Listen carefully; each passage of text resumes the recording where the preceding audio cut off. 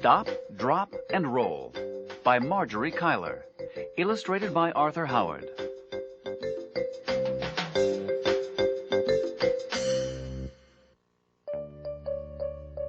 Hi, I'm Margery Cuyler.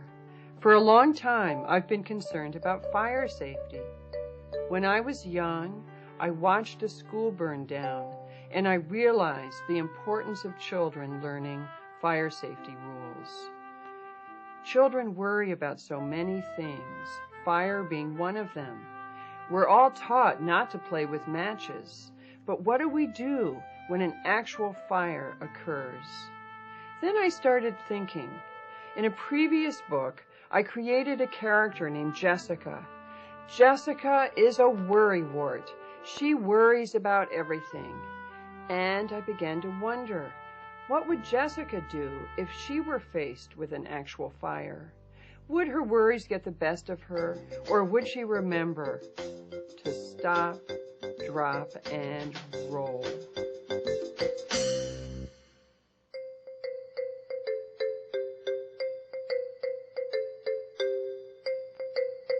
Jessica was a worrier. She worried morning, noon, and night. She worried about her spelling homework, and learning new steps in ballet class, and remembering to fill her dog's water dish, and waking up in time for school. But one Monday morning in October, Jessica's teacher gave her something new to worry about. "It's Fire Prevention Week," explained Mr. Martin. "So, for the next few days, we're going to talk about fire safety." "Uh-oh," groaned Jessica.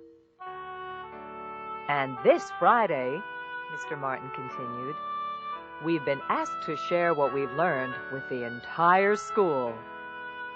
"Oh, no," moaned Jessica. "Let's begin with smoke alarms," said Mr. Martin. "Your home should have them on every floor. Automatic fire sprinklers are a good idea, too." Smoke alarms? Sprinklers? Jessica had never seen either in her house. "Your families should also have escape plans in case of a fire," said Mr. Martin, "and fire drills so everyone knows what to do." Jessica chewed her pencil in half. Escape plans? Now she was really worried. That night, Jessica announced, "There's a big problem in this house. We have no smoke alarms and no sprinkler system. We don't even have an escape plan. If there was a fire, we'd be in trouble." Her mother puckered her forehead. "I remember buying smoke alarms, but I guess we never got around to installing them."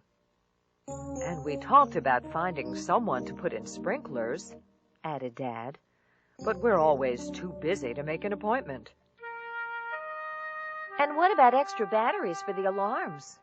reminded Laura. "Yeah," said Tom, "we need to keep more batteries around here." Jessica twisted her napkin. She knew the real reason Tom wanted more batteries around. His birthday was in 3 days. He wanted batteries for his presents. But fire safety was more important than birthday toys, wasn't it? "We've got to do something about this now," warned Jessica. "You're right," said Mom. "After dinner, we'll make escape plans and find those smoke alarms. And tomorrow I'll get extra batteries and make arrangements for a sprinkler system," said Dad. But Jessica still felt too worried to sleep. She tossed and turned all night. The next day, Mr. Martin wrote some fire safety rules on the blackboard. Never play with lighters or matches. Keep electric heaters at least 3 feet away from things that could burn. Keep extension cords away from doorways and from being pinched by furniture. A professional should check the chimneys and furnaces in your homes each year. Blah, blah, blah. Mr. Martin went on and on until Jessica had to cover her ears. She'd never be able to remember so many things. At dinner, Jessica asked, "Have we ever had our chimney checked?" "Yes," answered Dad, "when we bought the house." "But Mr. Martin said it should be checked every year," said Jessica. "The furnace, too." Dad sighed. "I'll put them on my list of things to do." But that didn't stop Jessica from worrying. She went through the entire house checking cords and smoke alarm batteries. And she had another sleepless night, imagining all the things that could go wrong. On Wednesday, Mr. Martin had even more fire safety rules. Heat makes smoke rise, so if you're in a fire, you must crawl under the smoke where the air is cleaner. And when you reach a door, touch it. If it feels cool, it's safe to open. Jessica tugged at a barrette. What if the door felt warm? What should I do then? If the door's warm, continued Mr. Martin, don't open it. Find a window and call for help. Then wait for a firefighter to come and tell you what to do. And there's one more very important thing you need to know, said Mr. Martin. If your clothes catch fire, stop what you're doing, drop to the ground, and roll over and over until you smother the flames. Catch fire? Jessica had never been so worried in her life.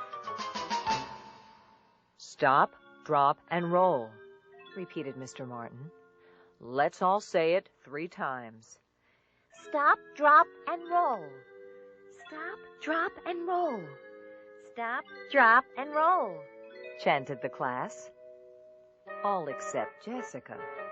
Her worries had twisted her tongue into a big knot.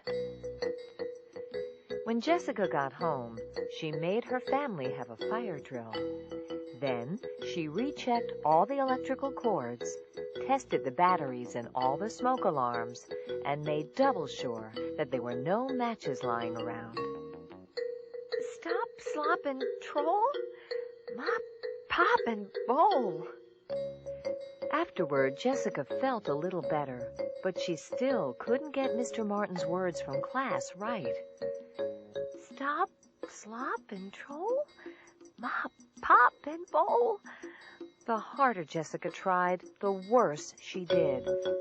But she went to sleep feeling a little better. At least she knew what to do if there was a fire during the night. Then, on Thursday, disaster struck. Mr. Martin asked Jessica to demonstrate stop, drop, and roll at the assembly the next day. Why me? Thought Jessica. On the bus home, she tried to practice the words. Stop, flop, and roll. Flop, mop, and stroll. Stop, pop, and hole. But they kept coming out wrong.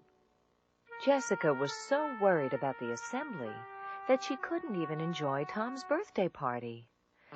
Stop, drop, and roll. Slop, drop, and hole.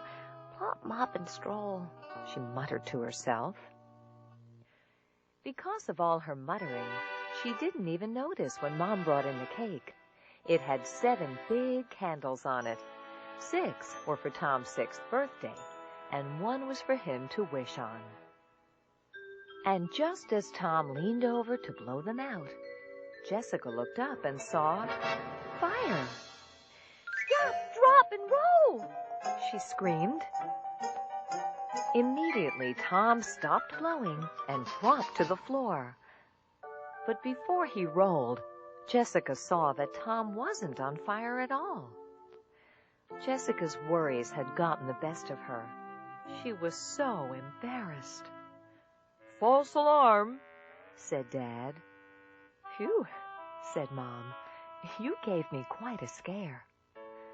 "I'm sorry," said Jessica, "but I thought—" "You thought quickly," interrupted Dad.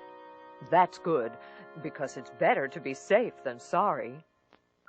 "Besides," added Laura, "you finally said it right." And that was the truth. Jessica had said the words right. And now that she had, she was confident she'd never forget any of the fire safety rules she had learned that week. And you know what? She never did. Stop, drop, and roll.